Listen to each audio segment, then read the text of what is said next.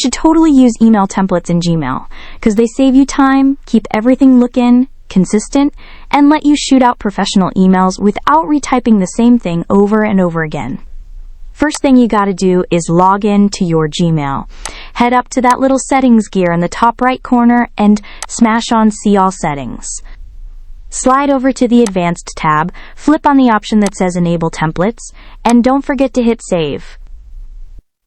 Now roll back, start a new email, and type out whatever you want. Like, say I'm making a template called the Ask for Advice email. Once you got your draft looking good, hit the More button at the bottom of the Compose window.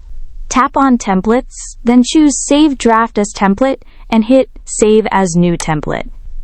Give it a name that's easy to find later, type in the new template name, and boom, save it. You just made yourself a template.